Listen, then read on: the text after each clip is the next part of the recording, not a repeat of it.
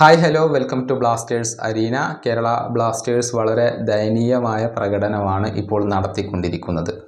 ഇന്നലെയും പരാജയപ്പെട്ടു. അവസാനമായി കളിച്ച 7 മത്സരങ്ങളിൽ 6ലും പരാജയപ്പെട്ടു. പോയിന്റ് പട്ടികയിൽ അവസാന സ്ഥാനങ്ങളിലാണ് ബ്ലാസ്റ്റേഴ്സ് ഇപ്പോൾ നിലകൊള്ളുന്നത്.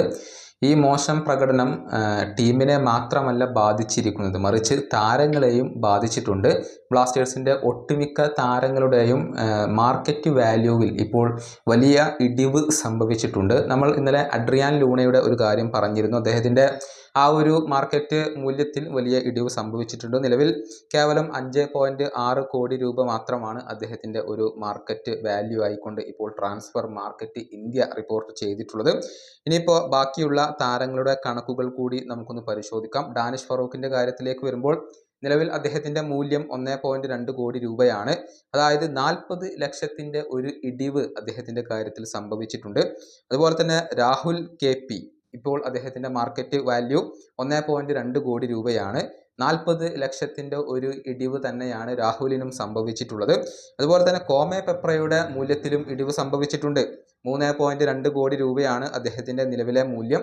അവിടെ 40 ലക്ഷത്തിൻ്റെ ഒരു ഇടിവാണ് അദ്ദേഹത്തിന് സംഭവിച്ചിട്ടുള്ളത്.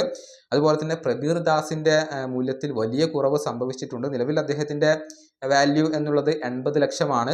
40 ലക്ഷത്തിൻ്റെ ഒരു കുറവ് രേഖപ്പെടുത്തിയിട്ടുണ്ട്. അതുപോലെ തന്നെ മുഹമ്മദ് ഐമൻ്റെ വാല്യൂയുടെ കാര്യത്തിലും ഇപ്പോൾ കുറവ് സംഭവിച്ചിട്ടുണ്ട്. 80 ലക്ഷമാണ് അദ്ദേഹത്തിൻ്റെ നിലവിലെ മൂല്യം. 40 ലക്ഷത്തിൻ്റെ ഇടിവ് സംഭവിച്ചു. അതുപോലെ തന്നെ പ്രീതം കോട്ടാലിൻ്റെ മൂല്യത്തിലും കുറവ് വന്നിട്ടുണ്ട്. നിലവിൽ അദ്ദേഹത്തിൻ്റെ മൂല്യം 1.6 കോടി രൂപയാണ്. 20 ലക്ഷത്തിൻ്റെ കുറവ് സംഭവിച്ചു. അതുപോലെ തന്നെ കോയഫിൻ്റെ ആ ഒരു മൂല്യത്തിൽ ഇടിവ് സംഭവിച്ചിട്ടുണ്ട്. നിലവിൽ അദ്ദേഹത്തിൻ്റെ വാല്യൂ 2.2 കോടി രൂപയാണ്. 20 ലക്ഷത്തിൻ്റെ കുറവാണ് സംഭവിച്ചിട്ടുള്ളത്. മിലോസ് ഡ്രിൻസിച്ചിനും തിരിച്ചടി തന്നെയാണ്. 2.8 കോടി രൂപയാണ് അദ്ദേഹത്തിൻ്റെ നിലവിലെ മൂല്യം. 20 ലക്ഷമാണ് കുറഞ്ഞിട്ടുള്ളത്.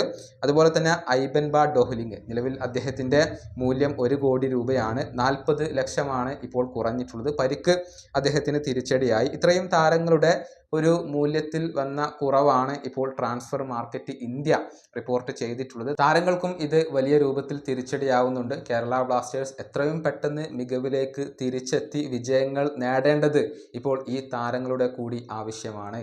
ഈ വീഡിയോയുടെ അവസാനിപ്പിക്കുന്നു. അടുത്ത വീഡിയോയുമായി വീണ്ടും കാണാം.